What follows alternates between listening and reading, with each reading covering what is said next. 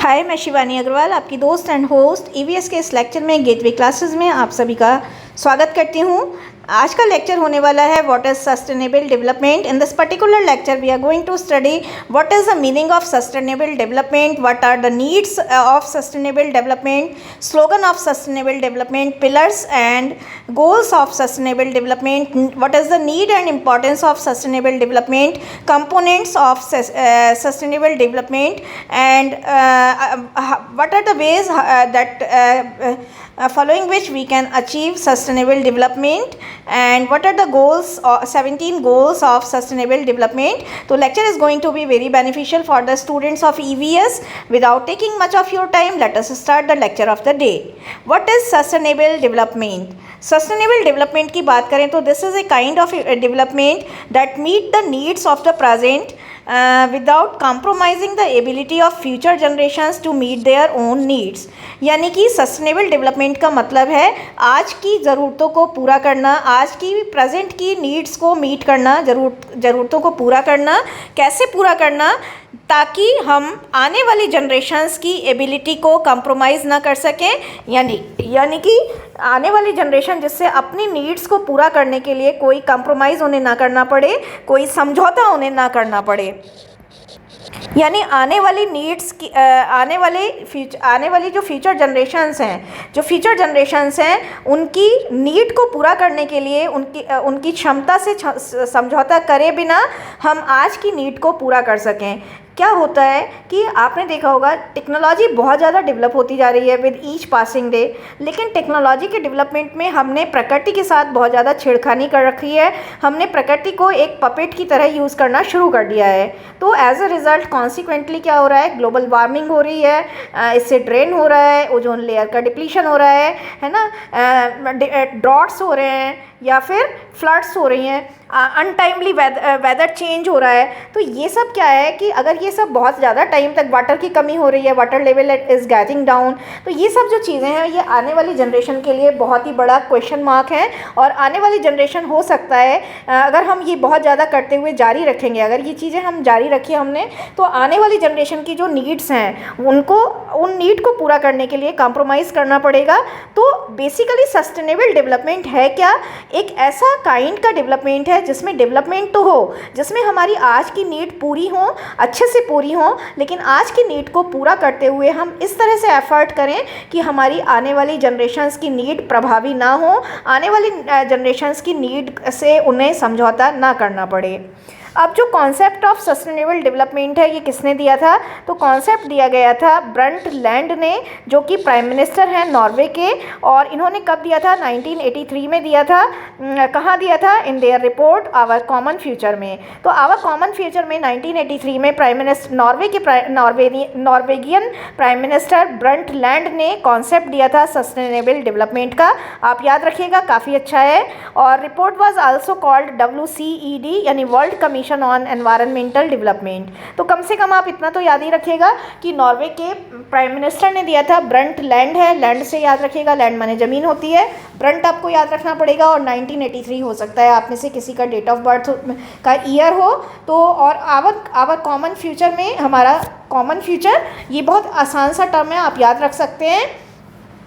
तो basically sustainable development की concept Brunt land ने दी थी, जो कि नॉर्वेगियन प्राइम मिनिस्टर हैं, 1983 में दी थी, आवर कॉमन फ्यूचर में दी थी, जिसे आगे चलकर WCED भी बोला गया, world commission on environmental development.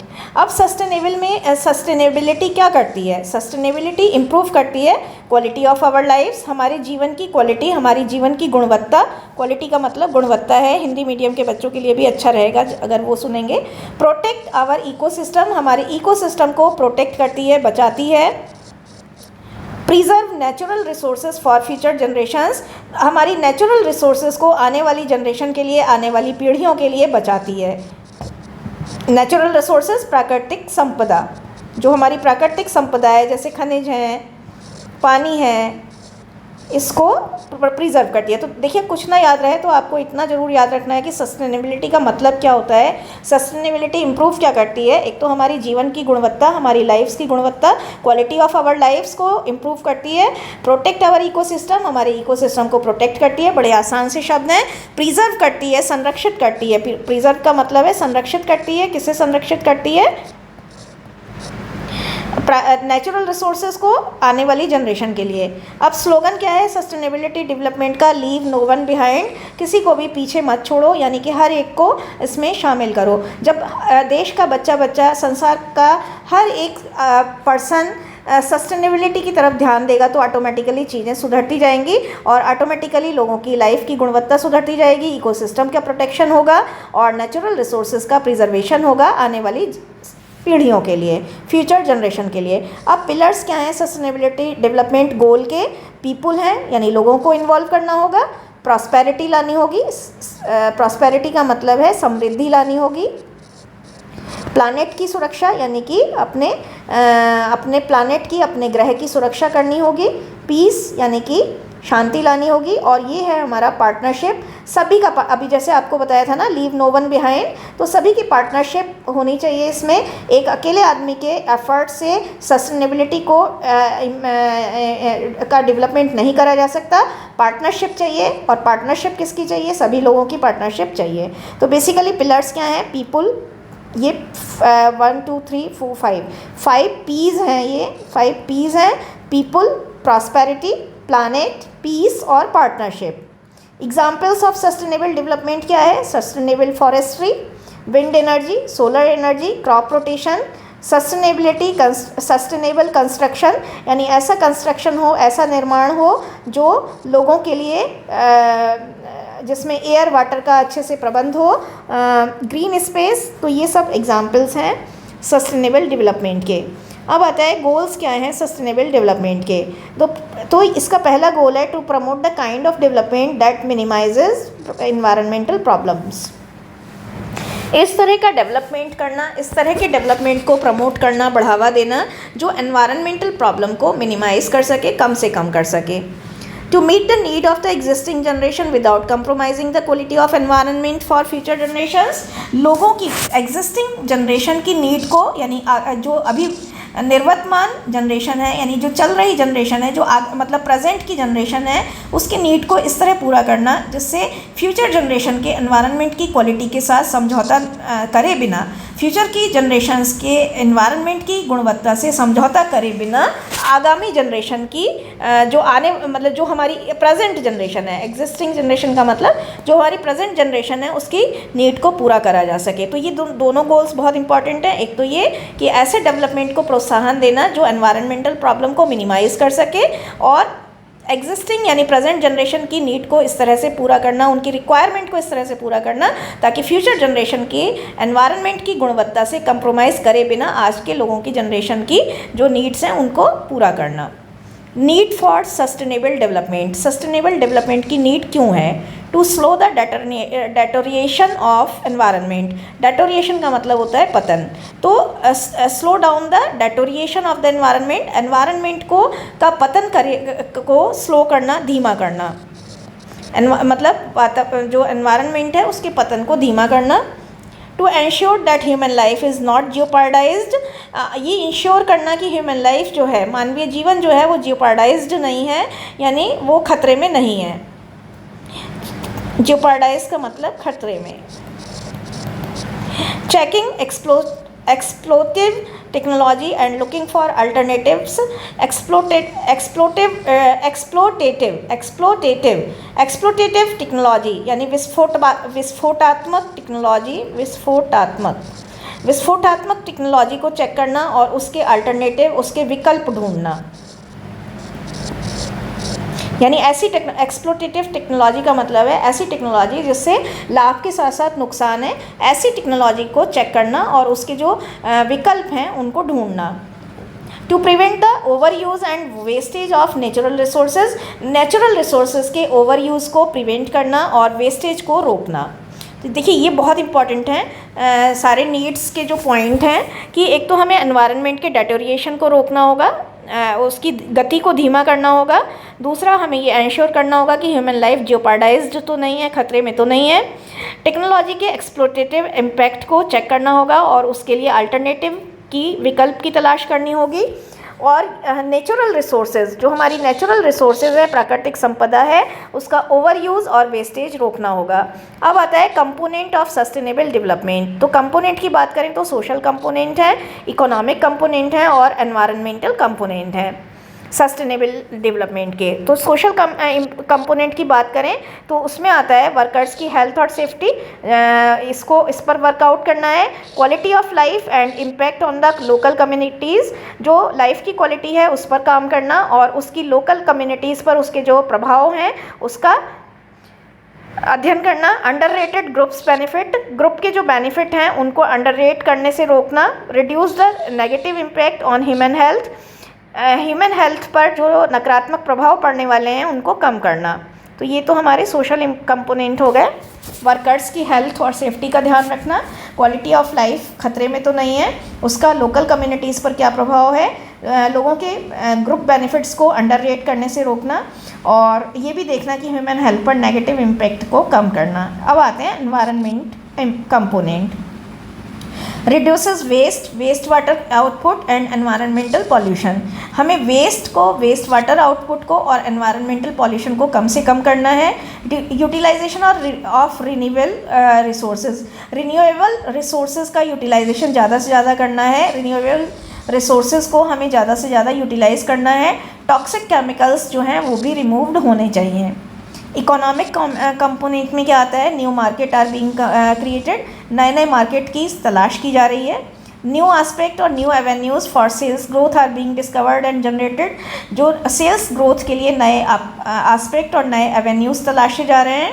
Cost efficiency यानी कॉस्ट सेविंग्स अचीव की जा रही हैं। कैसे, एफिशिएंसी को बढ़ाकर और इम्प्रूवमेंट को लाकर, क्योंकि रॉ मटेरियल और एनर्जी आउटपुट को कम करके एडिशनल वैल्यू क्रिएशन हो रहा है। अब आता है achieving sustainable development. Sustainable development को अचीव कैसे करा जा सकता है, तो सस्टेनेबल डेवलपमेंट को अचीव करा जा सकता है कैसे, ह्यूमन एक्टिविटीज़ को पर प्रतिबंध लगाकर, रेस्ट्रिक्शन लगाकर, प्रतिबंध लगाकर। All type of pollution should be minimised, सारे तरह के पॉल्यूशन को मिनिमाइज करना होगा। It can be achieved by sensible deliberate use of natural resources. Natural resources का अगर हम सेंसिबल और डेलिब्रेट और इंटेलिजेंट यूज़ करेंगे तो भी हम सस्टेनेबल डेवलपमेंट को अचीव कर सकते हैं। Technological development should not be at the stake of disturbance या playing with environment. Technological development होने चाहिए but that must not be at the stake of. At the stake of का मतलब है दांव पर लगाकर। तो टेक्नोलॉजिकल डेवलपमेंट होने चाहिए, लेकिन कैसे, एनवायरनमेंट के साथ खेलकर या एनवायरनमेंट को डिस्टर्ब करके नहीं होने चाहिए। रिन्यूएबल रिसोर्सेज के लिए क्या करना होगा, for renewable resources the rate of consumption should not surpass the rate of production of renewable substitute. Renewable resources के लिए हमें क्या करना होगा, जो खपत के रेट हैं, जो रेट ऑफ कंजम्पशन है, खपत के रेट हैं, वो उसको खपत के रेट इतने ज़्यादा नहीं होने चाहिए कि वो रिन्यूएबल सब्स्टिट्यूट के प्रोडक्शन के रेट से आगे निकल जाएं। यानी जितनी खपत हो उसी हिसाब से प्रोडक्शन भी होना चाहिए। अब there are set 17 sustainable development goals to transfer our world. हमारे वर्ल्ड को, हमारे संसार को फॉर्म करने के लिए, बदलने के लिए 17 जो है सस्टेनेबल डेवलपमेंट के गोल्स रखे गए हैं। गोल नंबर 1 है नो पावर्टी, देश में संसार में पावर्टी ना हो, गरीबी ना हो, जीरो पावर्टी। गोल नंबर 2 है ज़ीरो हंगर, भूख ना हो, मतलब कोई भूखा ना मरे। गोल नंबर 3 है good health and well being. Goal number 4 है क्वालिटी एजुकेशन में बी प्रोवाइडेड। गोल नंबर 5 में जेंडर इक्वलिटी होनी चाहिए, यानी आदमी और औरत को समान अधिकार मिलने चाहिए। गोल नंबर 6 में है क्लीन वाटर एंड सैनिटेशन, साफ़ पानी और सैनिटेशन होना चाहिए, सुरक्षा, साफ़ सफाई होनी चाहिए। सैनिटेशन का मतलब है साफ़ सफाई होनी चाहिए। गोल नंबर 7 में है affordable and clean energy. Goal number 8 में है decent work and economic growth. Goal number 9 में है इंडस्ट्री, इनोवेशन एंड इंफ्रास्ट्रक्चर, यानी इंडस्ट्री में काम होना है, इनोवेशन में काम होना है, इंफ्रास्ट्रक्चर में काम होना है। गोल नंबर 10 है रिड्यूस इनइक्वालिटी, लोगों के बीच में जो असमानता है उसको हटाना है।